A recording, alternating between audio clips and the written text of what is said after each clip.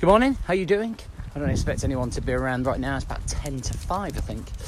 So this morning I thought I'd do some tips to be more productive in the gym.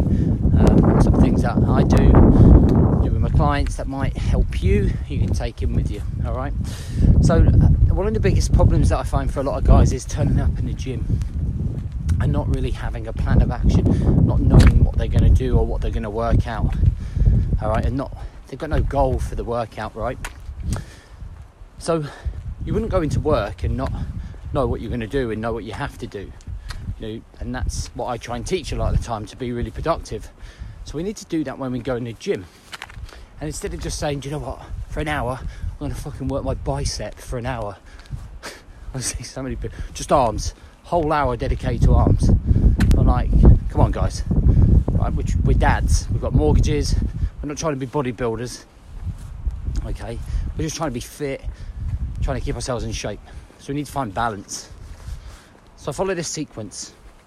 So you're going to work arm, trunk, legs. Arm, trunk, legs, times 4. All right, so you can do that sequence 4 times. That's 12 exercises. I reckon that will be a solid workout. Now let me give you an example. Arms, bicep curls, trunk, deadlift, legs, squat.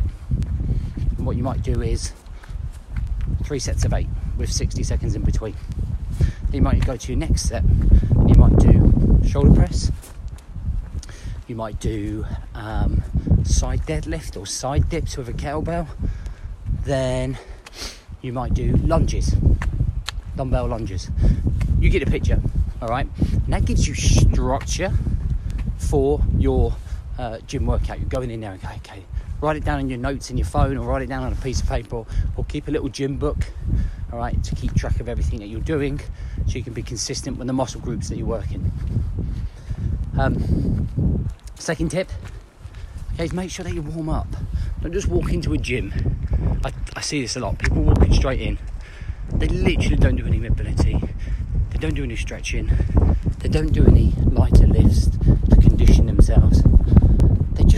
They just go straight in, put 60 on the bench, and start bench pressing. Like, if you want to injure yourself, dig out. But if you want to be more productive and improve your performance, go in, do a 5-minute mobility set. You're not going to look like a dick for looking after your body. You're so worried about what everyone else thinks.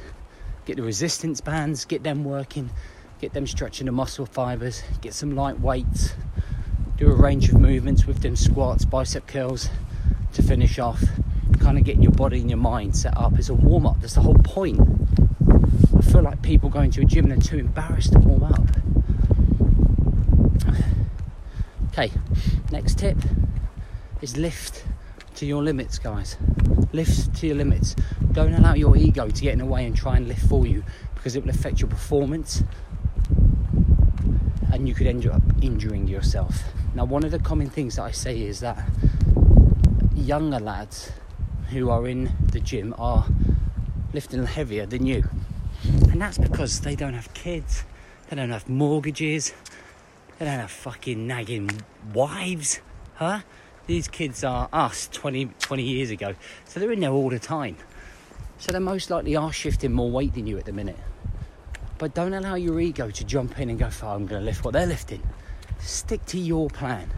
Remember, you're a dad, or maybe you're not a dad, but primarily you're a dad who's paying a mortgage, who's a bit stressed out with life, maybe not on top of his game, paying a mortgage, looking after kids. We're training to be fit. We're training for our mind. All right? You don't need to be lifting what Dirt Diggler's lifting over there, who's 20 years younger than you. All right? So be sensible with your lifting. Other things that we can kind of get ready, okay, is not going through Instagram or Facebook or social media when you're working out. You're going to the gym to focus on you. You are the focus. All right, so don't spend your time scrolling through social media. It's your time to get away from the world. It's your time not to be triggered. It's time to focus on your health and your personal development. Use your phone to listen to a podcast, listen to music. Okay, use that as your timer. Use it as for your notes. But under no circumstances, go on social media. And I guess the last one is just make sure you keep your timings consistent. This is another thing I see all the time. People coming in.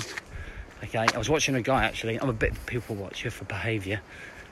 And this guy, he came in. He did a set, and then he waited 65 seconds.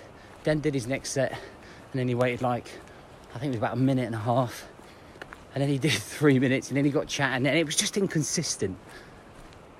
So something as simple as being disciplined with your timings in your gym and after your sets could help you be disciplined in other areas of life. If you stick to strict timings, you stick to strict sets, and you're disciplined in the gym, how you do anything is how you do everything. It means you could be better at disciplining your nutrition and tracking calories, getting up, doing your morning routine, etc.